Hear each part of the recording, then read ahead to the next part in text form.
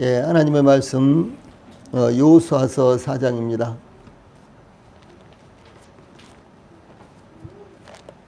예, 하나님의 말씀 여호수아서 4장.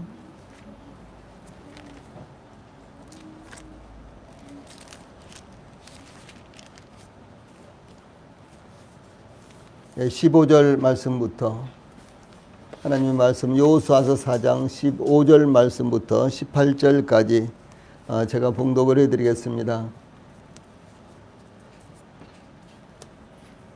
예, 하나님의 말씀 여호수아서 4장 15절부터 18절 말씀까지입니다. 여호와께서 여호수아에게 말씀하여 이르시되 증거궤를 맨 제사장들에게 명령하여 요단에서 올라오게 하라 하신지라. 여호수아가 제사장들에게 명령하여 이르기를 요단에서 올라오라 하매 여호와의 언약궤를 맨 제사장들이 요단 가운데에서 나오며 그 발바닥으로 육지를 밟는 동시에 요단물이 본 곳으로 도로 흘러서 전과 같이 언덕에 넘쳤더라. 아멘.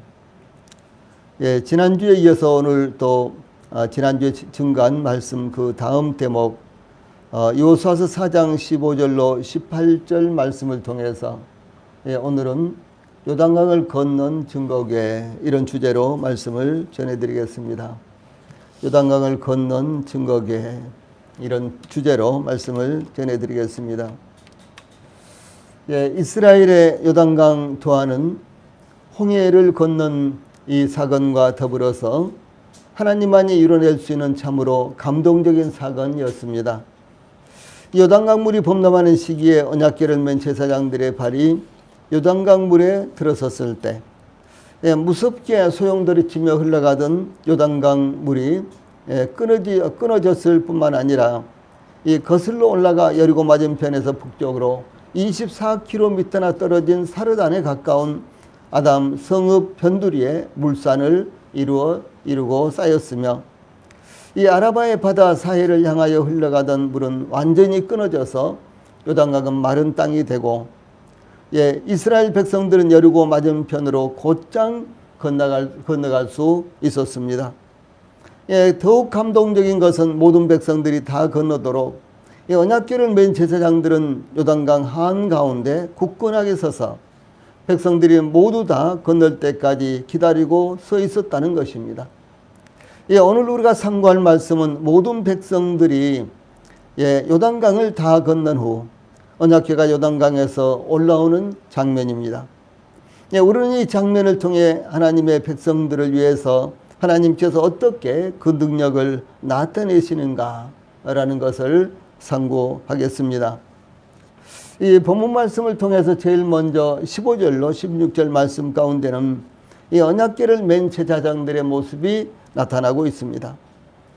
하나님께서 여호수아에게 언약궤를 맨 제사장들에게 명령하여 요단에서 올라오게 하라. 16절에 이렇게 지시하신 내용이 나타납니다.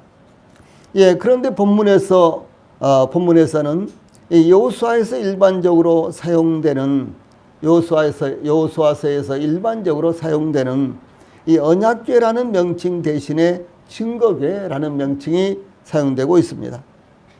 우리말 번역의 여호수아서에 언약궤와 증거궤라는 명칭이 모두 16번 사용되었는데 언약궤, 증거궤 이와 같은 말씀이 여호수아서에서 모두 16번 사용되었는데 그 중에 단 한 번만 언약궤라는 명칭이 4장 16절에 사용되고 있습니다.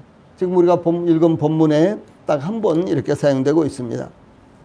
일반적으로 증거궤라는 명칭이 출애굽기, 민수기, 레위기, 민수기, 출애굽기, 레위기, 민수기에 주로 사용되고 이 언약궤라는 명칭은 출애굽기와 레위기에는 나타나지 않고 민수기에 2번, 신명기에 2번, 그리고 나서 이제 역사서에 쭉 언약궤라는 말씀이 사용되고 있습니다.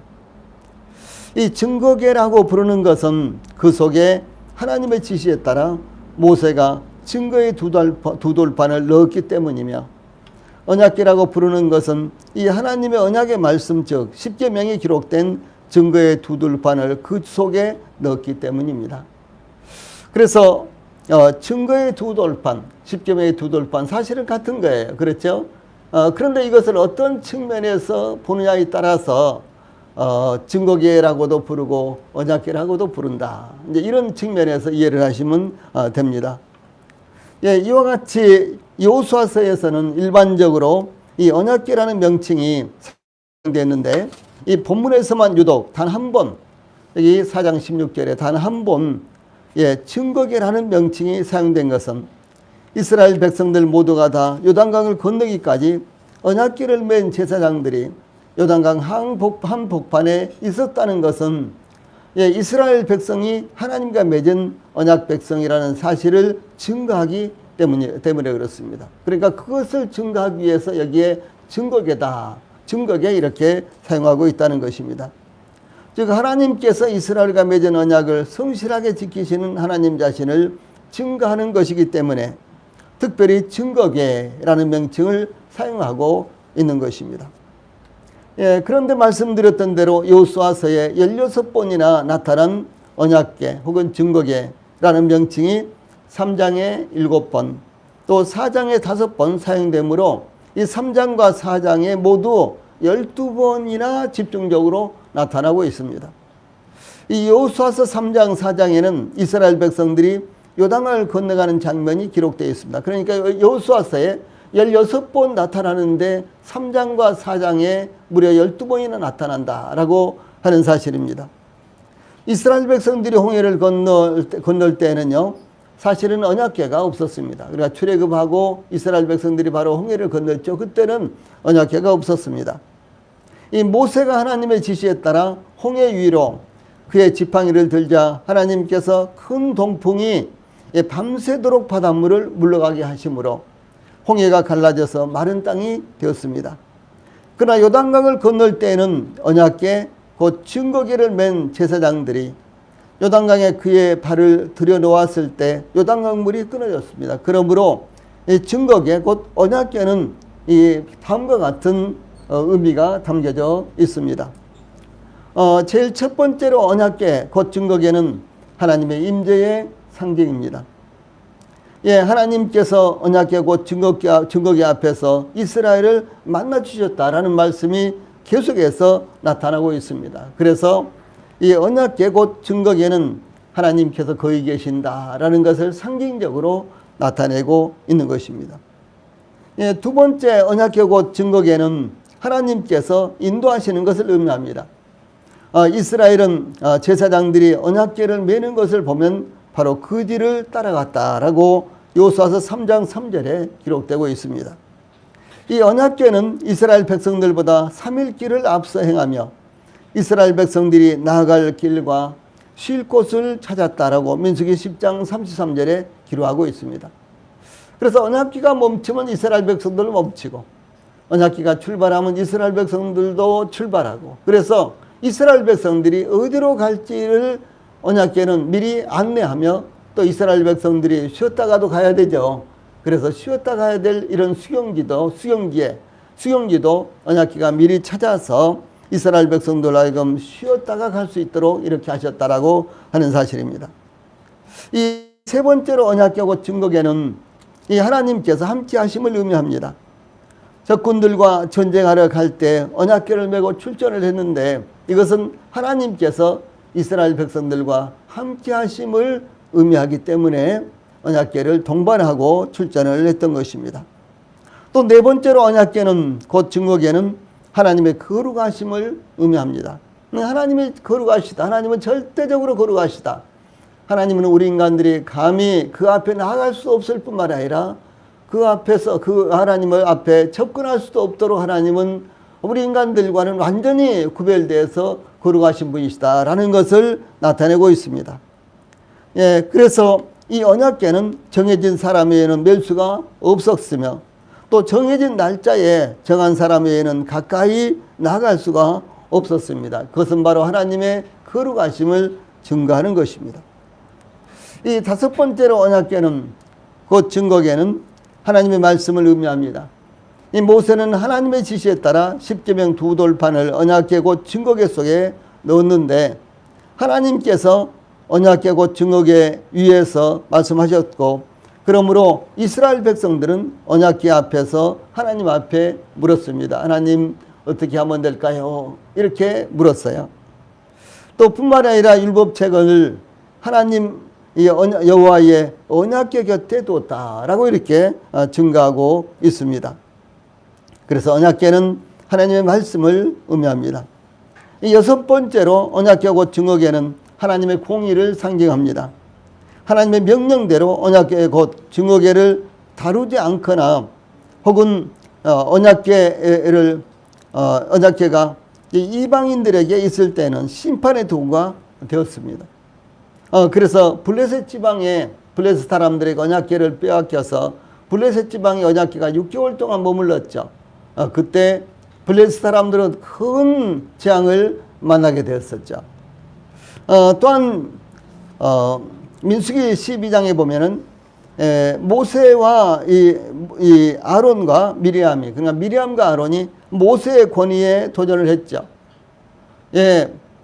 그들이 남매의 강이잖아요. 모세, 아론, 미리암. 그런데 모세만 이제 이스라엘 백성들을 인도하는 인도자가 되었기 때문에 미리암과 아론이 그것을 시기해 가지고 모세의 이와 같은 권위에 도전을 하게 됩니다. 그랬을 때 언약궤가 있는 회막 앞에서 이 하나님의 판결을 받아서 미리암은 그 즉시 문둥병이 발생하게 되죠. 이런 역사가 일어났습니다. 다음에 일곱 번째로 언약궤 곧 증거궤는 하나님의 자비로우심을 의미합니다. 대제사장은 1년에 한 차례 대속죄일에 백성들의 죄를 사하기 위해서, 용서하기 위해서 순염소의 피를 언약궤에 덮개인 속죄소에 뿌렸는데, 그러므로 말미암아 백성들의 죄가 용서되었다라는 사실이 레위기서 16장 14절로 15절에 나타나고 있습니다. 마지막으로 여덟 번째는 언약궤 곧 증거궤는 우리 하나님 즉 주 예수님을 의미합니다. 하나님 자신을 의미하기도 하고 우리 주님 예수님을 의미하기도 합니다. 하나님 즉 주 예수님은 우리에게 약속이시며 그 약속을 지키시는 증거요 보증이 되기 때문에 그렇습니다. 그러므로 우리의 언약궤이시며 증거궤이신 하나님을 바라보고 우리는 순종해야 하는 것입니다. 그 권위가, 하나님의 권위가 거기에 있습니다. 하나님의 말씀이 거기에 있습니다. 또 뿐만 아니라 하나님의 사랑이 거기에 있습니다. 그러므로 증거궤를 맨 제사장들, 바로 오늘날 우리들이죠. 우리 성도들입니다.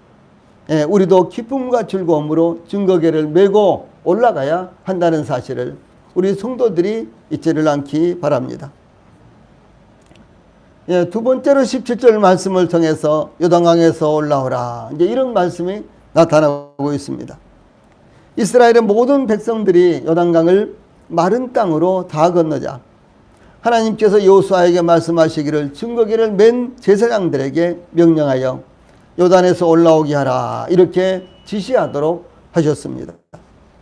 이스라엘 백성들이 요단강을 건너기 전에 하나님께서 여호수아에게 너는 언약궤를 맨 제사장들에게 명령하여 이르기를 너희가 요단 물가에 이르거든 요단에 들어서라, 여호수아서 3장 8절에 이렇게 지시를 하고 있습니다.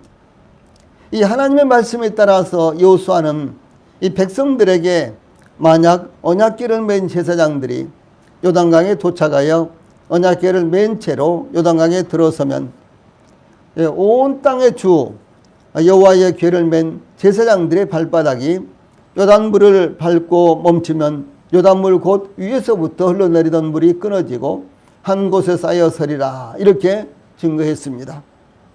과연 하나님께서 여호수아에게 말씀하신 대로 궤를 맨 제사장들이죠. 궤를 맨 자들이 요단에 이르며 궤를 맨 제사장들의 발이 물가에 잠기자 곧 위에서부터 흘러내리던 물이 그쳐서 사르단에 가까운 매우 멀리 있는 아담 성읍 변두리에 일어나 한 곳에 쌓이고 이 아라바의 바다로, 그러니까 사해죠. 아라바의 바다 여배로 향하여 흘러가는 물은 온전히 끊어짐에, 이렇게 이제 기록이 되고 있죠. 그래서 백성들이 곧바로 요단강을 마른 땅으로 건널 수가 있었습니다. 이 범람하여 소용돌이 치며 흘러가던 요단강 물이 끊어지므로 모든 백성들이 마른 땅으로 변한 요단강을 건너갔습니다. 모든 백성들이 요단강을 다 건너갔을 때 하나님께서 여호수아에게 백성들이 다 건너도록 요단강 한가운데 굳건하게 서 있었던 이 언약궤를 맨 제사장들에게 명령하여 요단에서 올라오게 하라, 이렇게 지시를 하셨습니다. 이와 같이 하나님의 지시하신 말씀을 따라 여호수아는 언약궤를 맨 제사장들에게 요단에서 올라오라, 이렇게 이제 명령을 합니다. 이 모든 이스라엘 백성들이 이 마른 땅이 된 요단강을 완전히 다 건넜습니다. 가장 나이가 많은 백성들은 대략 60세 정도였습니다. 물론 젖을 먹는 유아들, 엄마 아빠 손을 붙잡고 아장아장 걸어가는 아이들, 또 수레나 달구지를 끌고 가는 백성들, 짐을 머리에 이거나 지고 가는 백성들, 또한 임신부들도 많았습니다. 혹은 몸이 불편해서 엎거나 엎히거나 앉거나 부추가에 건너는 백성들도 있었습니다. 그런가 하면 쩔뚝거리는 백성들도 있었죠.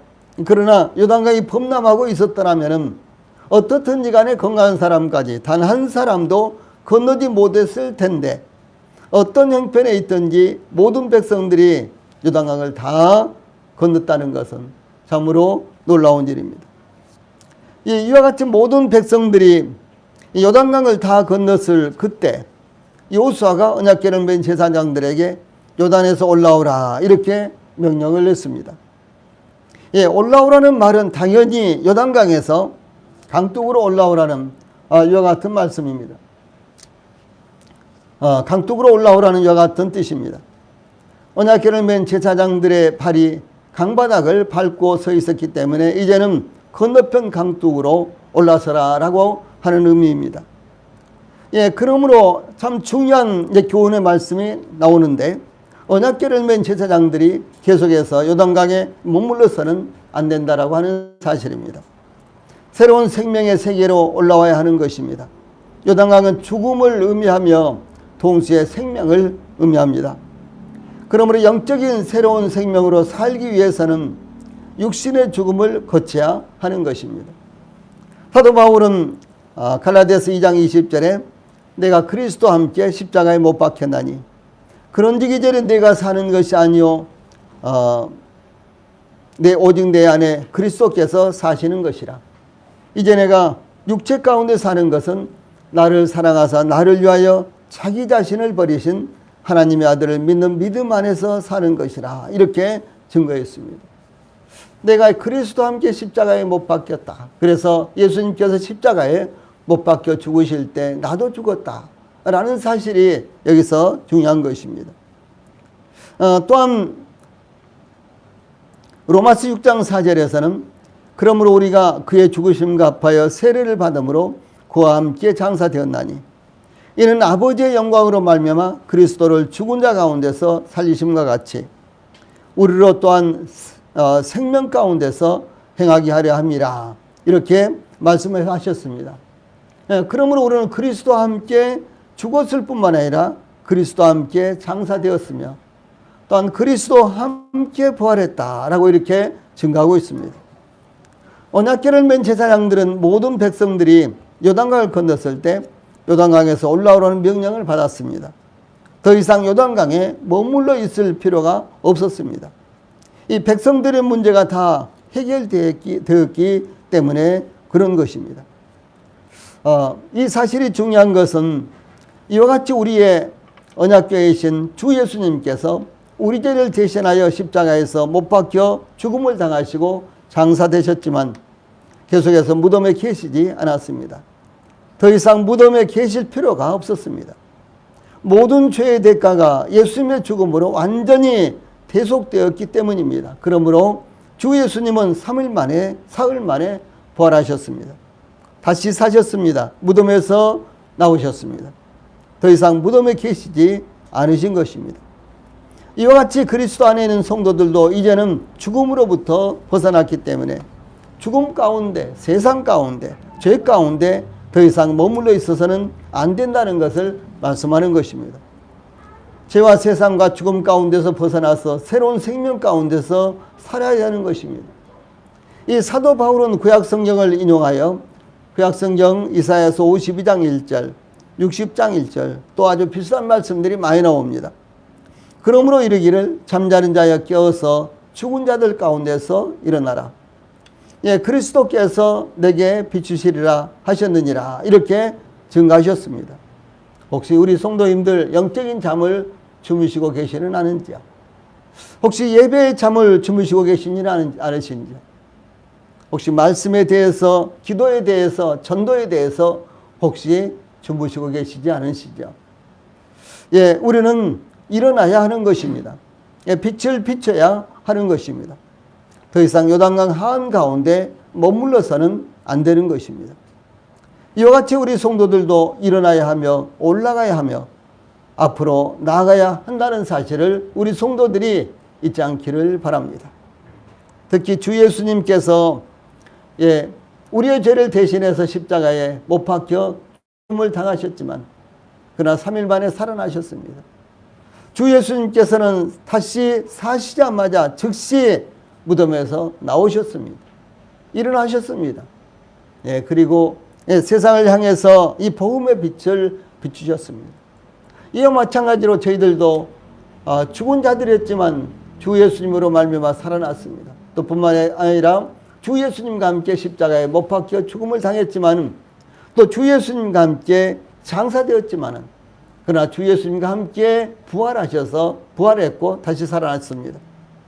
그러므로 저희들도 일어나야 되고 그러므로 저희들도 앉았던 자리에서 누웠던 자리에서 일어나야 하며 세상을 향해서 빛을 비춰야 될 자들이다 라는 사실을 우리 성도들이 잊지 않아야 되는 것입니다. 세 번째 18절 말씀을 통해서 요단 가운데서 올라온 언약궤의 모습을 볼 수가 있습니다. 이스라엘 모든 백성들이 요단강을 마른 땅으로 완전히 건넜습니다. 애굽에서 해방되어 광야로 나온 후 이스라엘의 조상들 아브람과 이삭과 야곱에게 약속하신 기업의 땅, 약속의 땅, 가나안 땅을 40년 동안이나 그리워하며 바라보다가 드디어 그 땅에 들어섰습니다. 이 40년 동안 황무한 광야, 농사도 지을 수도 없고 마음대로 여기저기 다닐 수도 없고 또 그런가 하면 물이 여기저기 흔하지도 않고 여기저기 전갈과 각종 사람을 해치는 이와 같은 곤충들 등등이 여기저기 널려있는 그 광야에서 이스라엘 백성들이 40년 동안 머물렀습니다. 그러므로 이스라엘 백성들은 40년 동안 광야에서 머물면서 이제 하나님께서 약속하신 젖과 꿀이 흐르는 땅, 약속의 땅 가나안 땅을 이제 그리워하면서 이 머리에 그리면서 이제 언제나 그 땅에 들어갈까? 금년에는 들어갈 수 있을까? 내년에는 들어갈 수 있을까? 라고 하면서 기다리며 바라보면서 이제 여행을 했습니다. 우리가 그렇죠. 작년 1월 달부터 이 코로나19로 말미암아 우리는 모든 것들이 그야말로 엉망이 되어버렸습니다. 모든 질서가 와해되어 버렸습니다. 작년 1년 동안 우리는 전도 축제도 몇 번 하고 뭐 전도도 어떻게 하고 등등 이런 계획을 세웠지만은 모든 것들이 무산돼 버리고 말았습니다. 여름 캠프도 못했어요. 이렇게 무산돼 버렸습니다. 그러나 우리가 이 코로나19를 겪으면서 언제나 겪을까? 다음 달은 괜찮을까? 다음 달은 괜찮을까? 이제 300명대래. 아니 이제 10명 미만으로 됐대. 이제 자유스럽게 되겠구나. 그런데 갑작스럽게 또 500명, 900명, 1000명이 또 되고 이렇게 3차까지 유행됐는데 앞으로는 몇 번이나 더 이런 과정을 거쳐야 될지 모르겠습니다. 백신이 나오면 괜찮대. 그래서 이제 서양이라든가 세계 약 60개국에서 지금 백신을 접종하고 있습니다. 그러나 그것도 온전하지 못하다는 사실이 연일 매스컴을 통해서 나타나고 있습니다. 그래도 백신은 또 접종해야 되는 거예요. 그런데 그것도 완전하지 못하다. 이런 사실들이 여기저기서 밝혀지고 있습니다. 그럼 언제 코로나19가 사라질까요? 우리는 알 수가 없습니다. 중요한 것은 예, 우리의 영적인 이와 같은 상태까지도 이 코로나19로 말미암아 움츠러들면 안 된다는 사실이죠.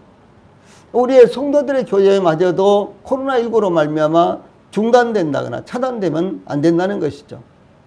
전화도 있고 카톡도 있고 얼마나 좋은 매체들이 많이 있습니까? 그래서 비록 코로나19로 말미암아 대면해서 서로 음식을 먹고 서로 말씀을 나누고 또 말씀을 배우고 그러지는 못할지라도 그 이상의 풍성한 교제가 우리 성도들 사이에 이루어져야 되고 더더구나 하나님과 우리 사이는 더 많은 교제가 이루어져야 되고 마치 이스라엘 백성들이 40년 동안 광야에서 언제나 약속의 땅에 들어갈까? 언제나 젖과 꿀이 흐르는 이 땅에 우리가 들어갈 수 있을까? 그것을 그리워하며 날마다 한 걸음 한 걸음 하나님의 인도하심을 받아서 이제 광야를 여행했듯이 저희들 마음 가운데도 이제 하나님께서 저희들의 환경을 바꿔주시기를 또 하나님 앞에서 저희들이 함께 모여서 예배드리고 교제하고 또 함께 전도하는 것을 이제 그리워하면서 우리가 기다려야 된다라고 하는 사실입니다. 그런데 이스라엘 백성들은 이 40년 동안 그렇게 그리워하던 바로 그 가나안 땅에 지금 첫 발을 디뎠습니다. 요단강을 건너서 가나안 땅에 지금 첫 발을 디뎌서 바로 이 땅이야. 하나님께서 아브라함과 이삭과 야곱 우리 조상들에게 약속하신 바로 이 땅. 이 땅은 하나님께서 우리들에게 주신 땅이야. 이렇게 이제 그들이 확신을 하면서 그 땅에 올라섰다라고 하는 사실입니다. 그래서 여기에 18절 초반에 여호와의 언약궤를 맨 제사장들이 요단 가운데에서 나오며 이렇게 증거하고 있죠. 이 여호수아의 지시에 따라 언약궤를 맨 제사장들이 요단강에서 강둑으로 올라왔습니다.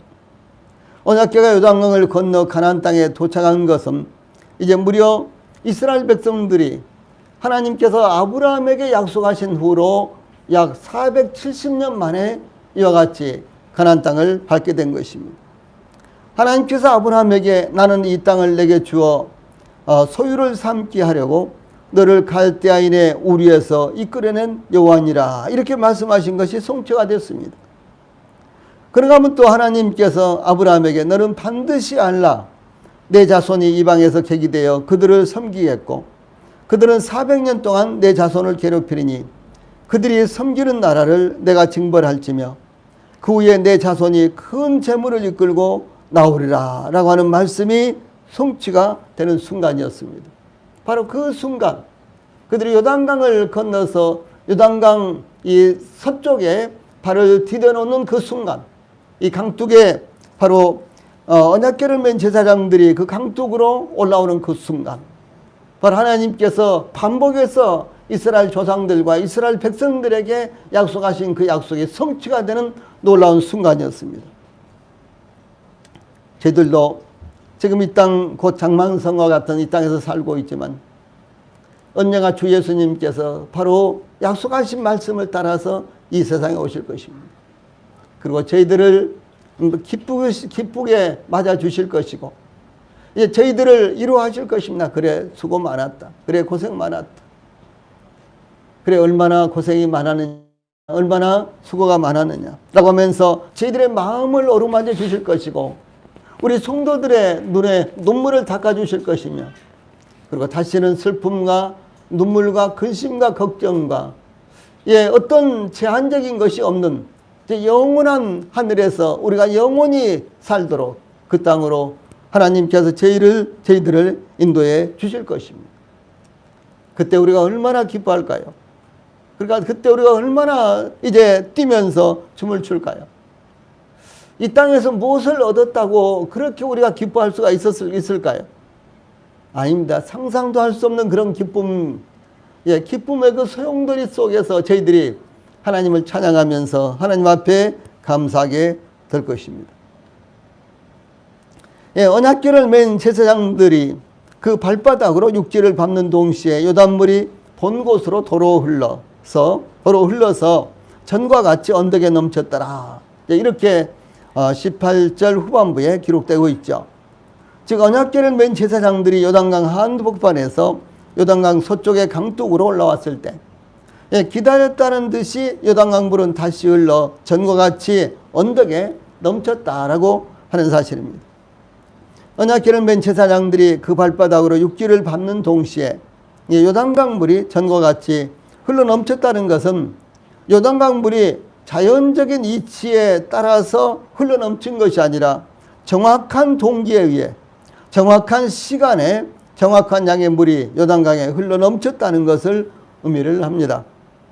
언약궤를 맨 제사장들이 흘러 넘치는 요단강 동쪽에서 그 발을 요단강의 물을 밟았을 때 요단강의 물의 흐름이 중단되었듯이 언약궤를 맨 제사장들의 발이 요단강 서쪽의 땅을 밟았을 때 요단강은 전과 같이 흘러 넘쳤다는 것을 말하는 것입니다. 이것은 이스라엘 백성들이 요단강을 건넌 것은 하나님께서 역사하신 초자연적인 사건이라는 것을 의미하며, 또한 흘러가는 요단강 물의 흐름을 멈춘 것은 하나님의 언약궤였다는 사실을 의미하는 것입니다. 하나님의 말씀이 있는 곳에 하나님의 역사가 있는 것입니다. 우리 하나님의 말씀을 마음에 받으면 하나님의 역사가 일어나는 거예요. 우리 하나님의 말씀을 마음에 받으면 다른 인생을 살게 되는 것입니다. 그러므로 말씀을 중히 여기십시오. 말씀을 마음에 받으십시오. 그리고 그 말씀이 말씀대로 역사하도록 말씀을 의지를 하시기 바랍니다. 또한 요단강 물이 본 곳으로 도로 흘러서, 여기에서요, 이 도로 흘러라는 이 말씀은 요단강 물이 이 자기들이 있던 장소로 돌이켜 가다, 이런 뜻이에요. 도로 흘러, 그 말은요, 요단강 물이 자기들이 있던 곳으로 돌아가다, 이런 말입니다. 그러므로 요단강 물이 멈춘 것이나 다시 흐르는 것은 물의 자연적인 현상이 아니라 하나님의 능력에 의해 원래의 모습으로 되돌아갔다라고 하는 것을 의미를 합니다. 그냥 자연적으로 물이 높은 데서 낮은 데로 흐르죠. 그런 법칙이 아니라 하나님에 의해서 모든 것들이 이제 이루어지고 있다라고 하는 사실입니다.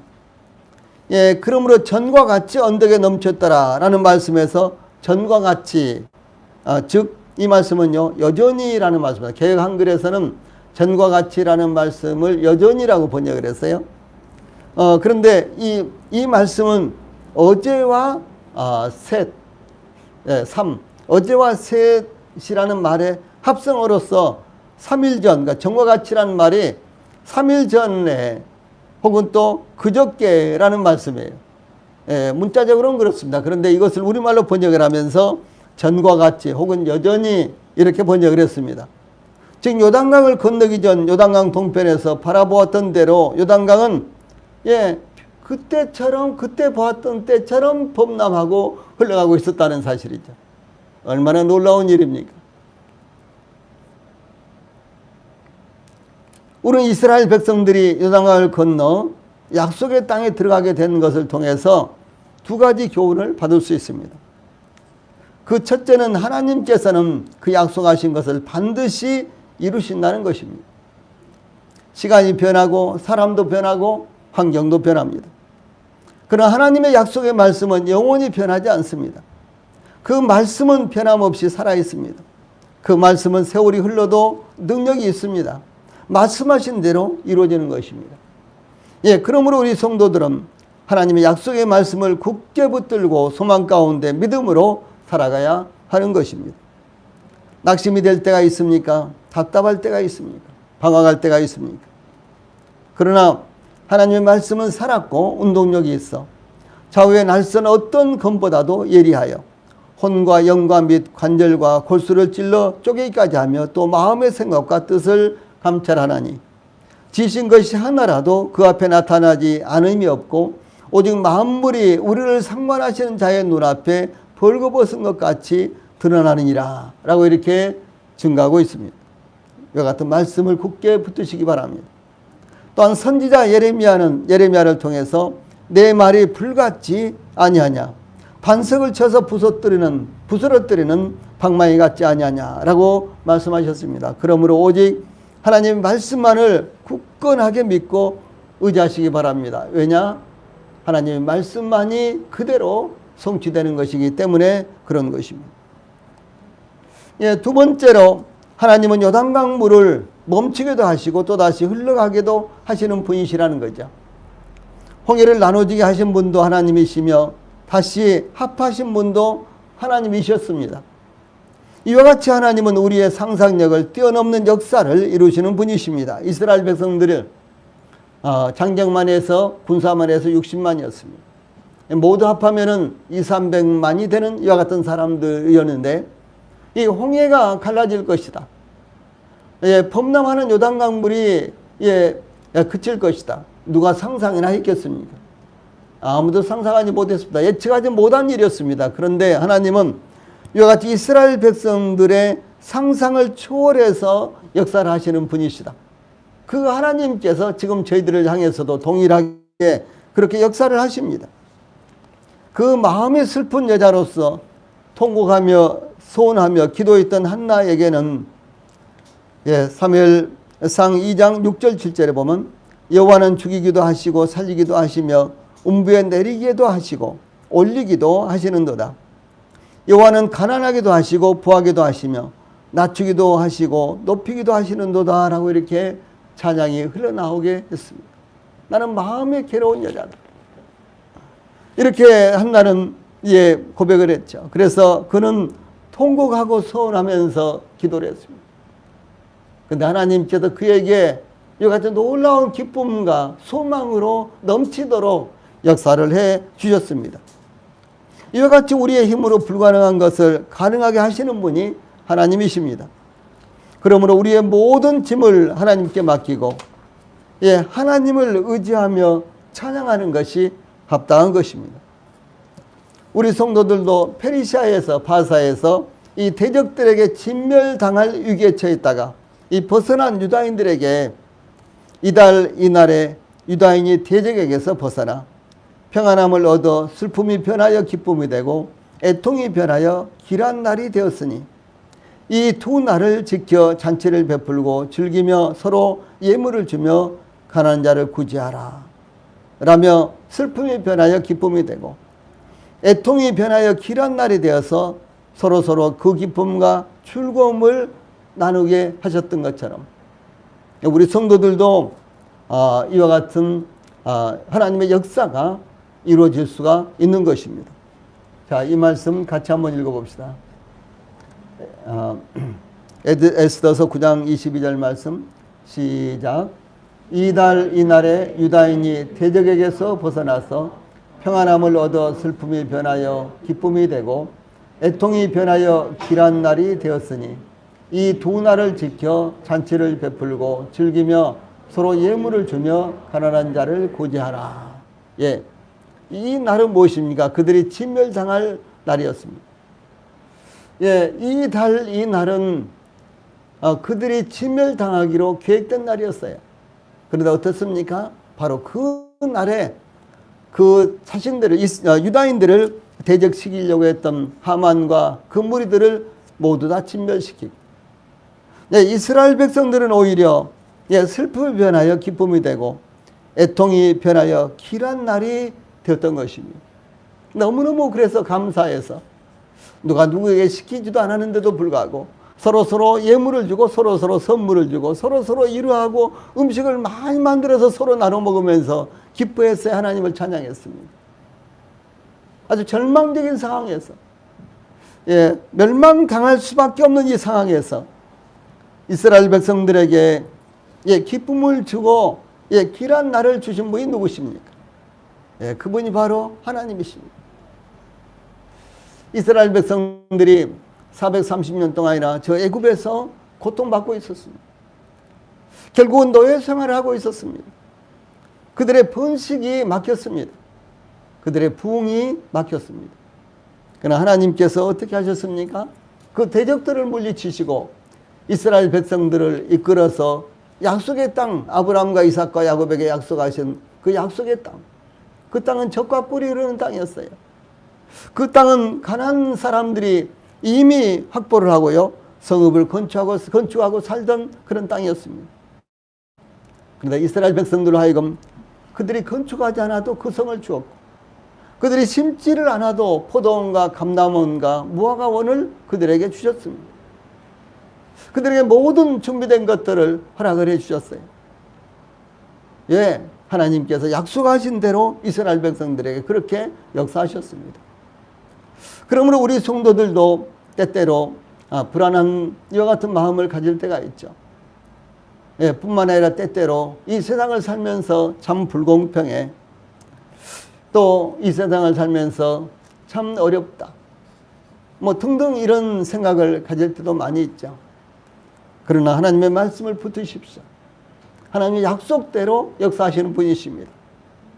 하나님은 결국은 예, 이스라엘 백성들에게 하셨던 대로 예, 슬픔이 변하여 기쁨이 되고 애통이 변하여 길한 날이 되어서 서로서로 기뻐하며 서로서로 위로하고 서로서로 기쁨을 나누고 그리고 하나님을 찬양하는 이가 놀라운 날이 우리 성도들에게도 임하게 될 것입니다. 하나님을 찬양할 수 있는 날이 될 것입니다. 그러므로 사랑하는 우리 모든 성도들이 하나님만을 굳건하게 의지하고 바라보시기를 바랍니다. 네, 찬양 부르겠습니다. 찬송 부르겠습니다.